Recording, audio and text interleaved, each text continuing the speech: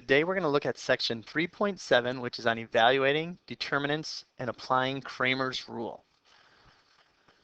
So the first thing we're going to start with is the determinant. And the determinant is a real number associated with any square matrix denoted by determinant of A, or it'll be written as that. So the determinant of A. So and when we talk about a square matrix, it's going to be one that the columns has to be the same as the number of rows. So it'd be like 2 columns and 2 rows. So a 2 by 2 matrix, or a 3 by 3 matrix, or a 4 by 4 matrix. So to calculate the determinant of a 2 by 2 matrix, it says the determinant of a 2 by 2 matrix is the difference of the products of the elements of the diagonals. So when we take this, we're going to take the main diagonal, which is A times D. So that is what we'd have here. And then we're going to subtract the other diagonal. And that's going to be BC. So it's going to be AD minus, or CB, or BC. So if we erase those, you can see that once again, that's the diagonal. And so that's how we calculate that. The same thing is going to be true for a 3 by 3 matrix, only it's going to be a lot more time consuming because we have now 3 columns and 3 rows. So the easiest way to do this is to rewrite the first 2 columns, A, D, G, and B, E, and H. So now what we're going to do is we're going to take the main diagonal, which is A, E, I. Then we're going to take the next diagonal, B, F, G.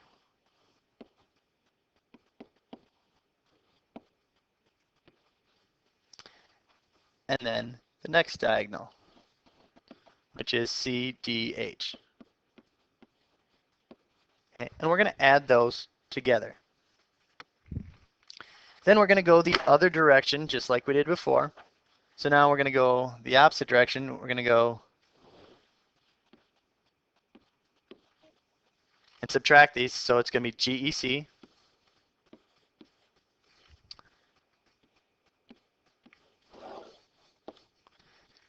And HFA.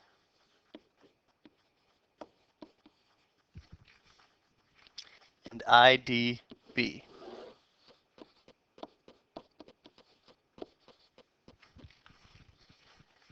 So notice what we're going to do is we're going to add all of the first 3 diagonals, and then add all of the diagonals going the other direction, and then subtract the 2. So let's look at what this looks like in both a 2 by 2 matrix and a 3 by 3 matrix with numbers.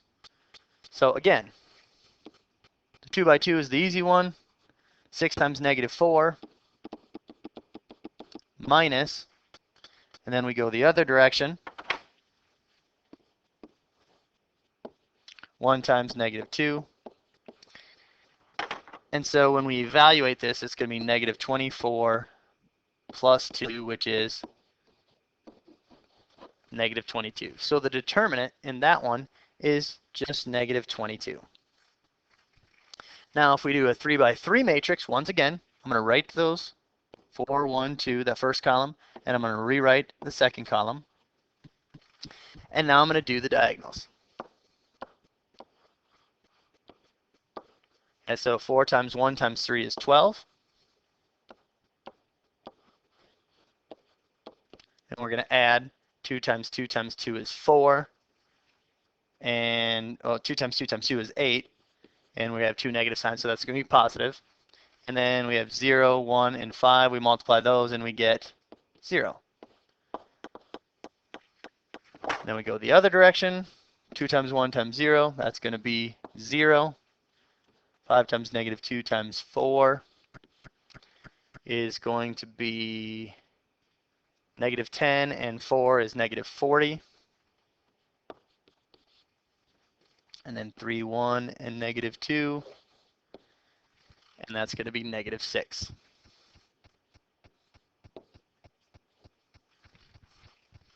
So we have 12 and 8. That's going to give us 20 minus negative 46. So that should give us 66. So our determinant for that 3 by 3 matrix is 66. So that's how we calculate the determinants of a 2 by 2 and a 3 by 3 matrix. And once again, the determinant is going to kind of look like that absolute value symbol that we had for what we looked at before. So this is the determinant of A. That's how you would say that. Next thing we're going to look at is the area of a triangle. So you can use determinants to find the area of a triangle whose vertices are points in a coordinate plane. So that they give us 3 ordered pairs, we can be able to find the area of a triangle very easily. And the area is going to be this formula. You're going to have plus or minus 1/2 times the determinant of, notice here, are the 3 ordered pairs. Go in your columns 1 and 2. And then column 3 is just 1s. So if we look at the area for given example 2, so we're going to have 10, 20, and then 1. Negative 8, 5, and 1. Negative 4, negative 5, and 1. So then, once again, if we find the determinant of a 3 by 3, we're going to rewrite the first 2 columns.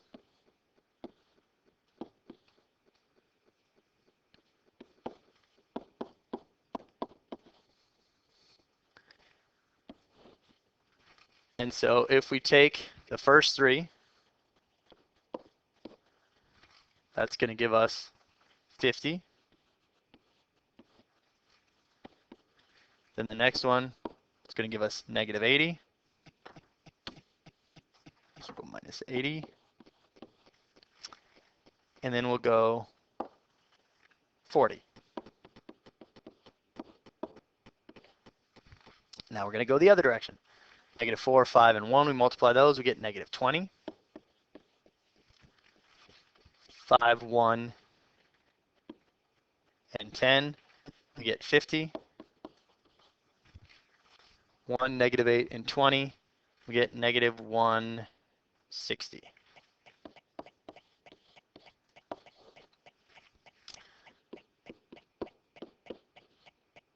So now we have to simplify this. Well, 50 and 40 is 90, minus 80 is 10, minus, we're going to have 100 and negative 180 plus 50 is negative 130. So this is going to give us plus or minus 1/2 times 140, which is plus or minus 70. Now the only reason that they have a plus or minus here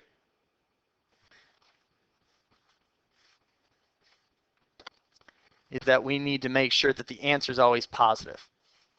Looking back here, I think we made a mistake. This should be a negative 50. So let's change that one to negative 50, which is just going to change this number. So that's going to give us negative 230.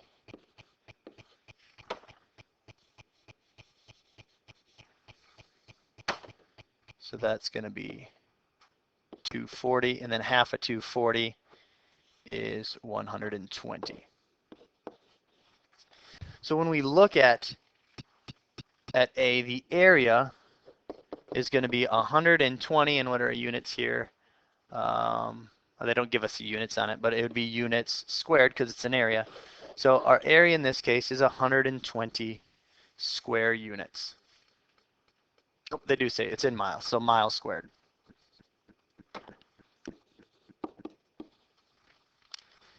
So that's how we would do those. Again, we're just using the determinant to calculate what the area of a triangle is if they'd give us 3 vertices.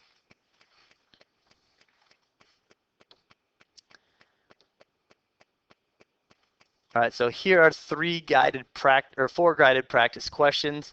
You don't have to do both 2 and 3. You can do one of those. I'll put the answers for both of them up there. And then also question 4 is just like the one we did for the determinant. So go ahead and pause the video and you can hit play when you're ready to move on.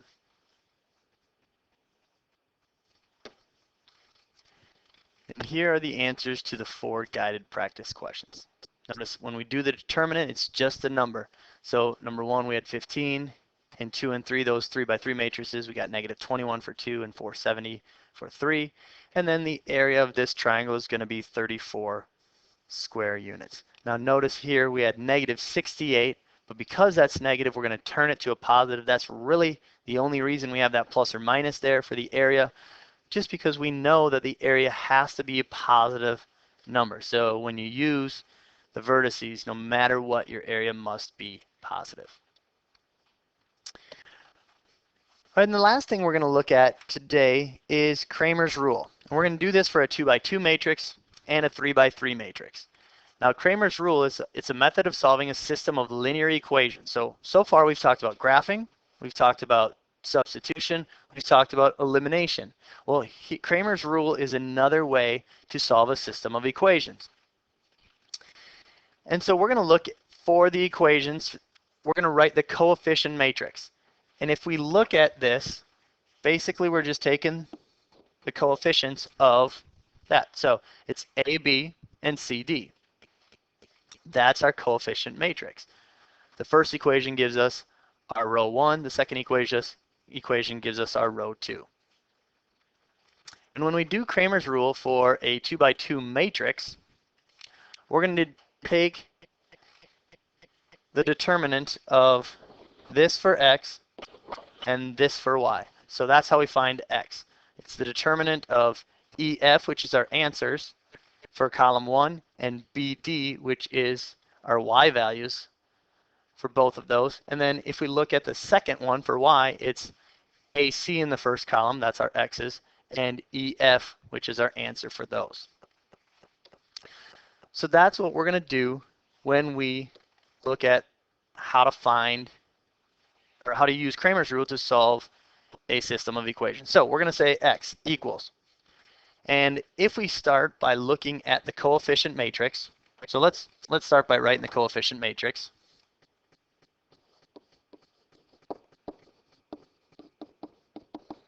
And for the 2 by 2, that's just going to be 6, negative 2, negative 3, 5. So we're just taking the values or the coefficients of each of those. So when we solve for x, it's going to be the determinant of, and here it says EF. So that's our answers. Here is E and F.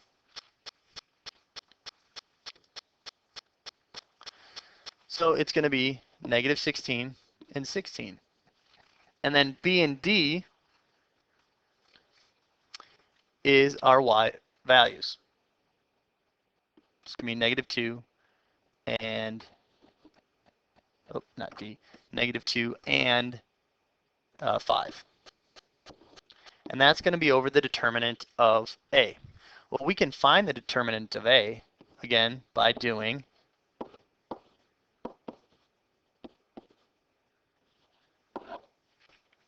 this. We're going to get 30 minus 6, which is 24.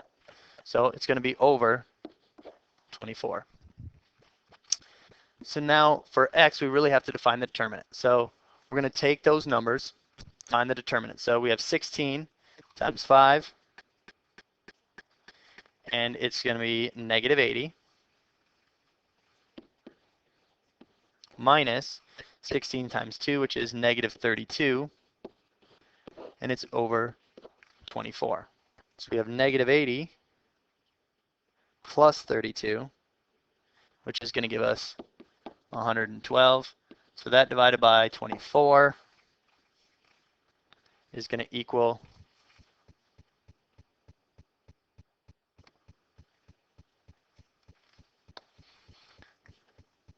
this one's wrong. That should be a negative 48. So negative 80 plus 32 is negative 48. And negative 48 divided by 24 is going to give us negative 2. So we know that X is negative 2. Now we're going to do the same thing for Y. So if we look at that, Y is going to equal, and here we're going to go A and C, which is 6 and negative 3. And then we go E and F, which is negative 16 and 16. And then again, it's going to be over the determinant of A, which is our coefficient matrix, right there. So notice when we're solving for X, we just put the answers in for the X column. When we're solving for Y, we put the answers in for the Y column. And so now we're going to just find the determinant of this matrix. So we have 6 times 16, which is 96, minus 16 times 3, which is 48. So you have 96 minus 48 gives us 48.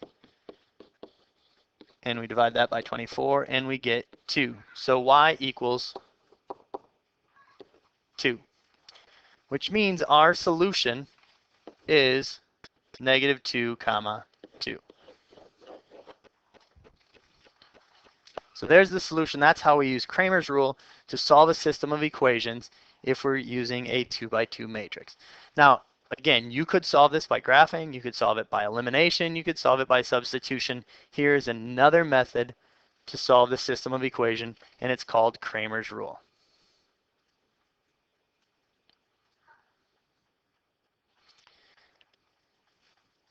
Now, it gets even more time consuming when we look at the Cramer's rule for a 3 by 3 matrix. Again, it's going to say let A be the coefficient matrix of the linear system. So if we look at A, this is going to be A, B, C, D, E, F, G, H, I. That would be the coefficient matrix. So you'd have to find the determinant of that, and then you're going to plug it in here, here, and here. So all of those would be the same. Now, obviously, this is going to take a lot longer using this method with a 3 by 3 matrix. All right, so let's look at an example of Cramer's rule on a 3 by 3 matrix. And we're going to jump down actually to the guided practice question number 7 to do this one. So we're going to start with a coefficient matrix. And that is simply going to be 3, negative 4, 2, 4, 1, negative 5, 2, negative 3, 1. Notice we took all the coefficients from here, row 1, here, row 2, here, row 3. Okay, and we have to find the determinant of those. Again, the way you find the determinant is to rewrite those second and third, or the first and second columns, and calculate it from there. So if we go through and do the calculations on here, the determinant of the coefficient matrix is negative 14. So we're going to set up X, and X, we're going to replace, for solving for X, we're going to replace the X with our answers. So that's going to be 18, negative 13, and 11. And all of that's going to be over the determinant, which is negative 14. So then for the Y column, the next column, we just put the Y's. So it's negative 4, 1, negative 3. And then we put the last column as our Z's, 2, negative 5, and 1. And again, we calculate the determinant. So we're going to write our 18, our negative 13, our 11, the first column, then the second column. And then we calculate the determinant for that. Again, it'll be over negative 14.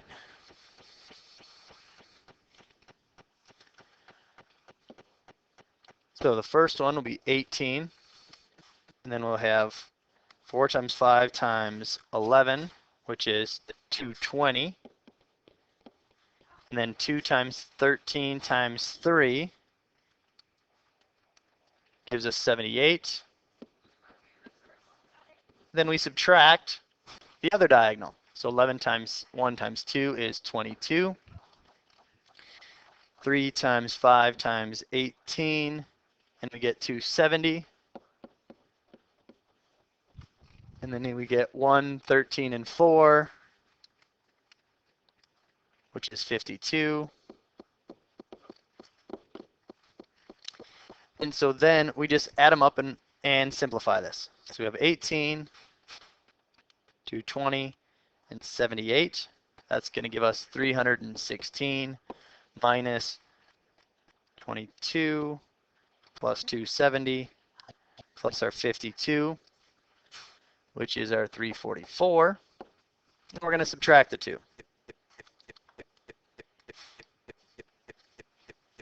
So that's going to end up with negative 28 over negative 14, which means x is going to be 2. So in that case, we have x equals 2. You're going to set up the same thing for y and z. So we're going to set up y. Now in this case, again, it's going to be over negative 14. And so we're going to replace the y column with the answers. So in this one, it's going to be column 1 is going to be 3, 4, 2. Those are our x's. Column 2, we're solving for y. We replace them. 18, negative 13, 11. The last column is z, 2, negative 5, and 1. Okay? And then we would do this exactly the same way. We'd find the determinant of that matrix divided by negative 14. And we're going to do the same thing with z. If we set this one up. Now, this time, we're going to replace the z column with our answer. So the x is still going to be 3, 4, and 2. The y is going to be negative 4, 1, and negative 3. The z now becomes our answers, 18, negative 13, and 11. And then we divide this by negative 14. So if we would go through and do those, the y value is going to be negative 1. And the z value is going to be 4. So if that is the case, then our solution for number 7 in the guided practice is going to be 2, negative 1, 4. So that's how you do solve a system of equations using Cramer's rule. Now, most of the time, we're not going to use Cramer's rule to do a 3x3 matrix just because the determinants of those are going to take you quite a bit of time to do. So section 3.7 is on finding the determinant and using Cramer's rule to solve systems of equations. So your assignment is on page 207, and it's listed there below.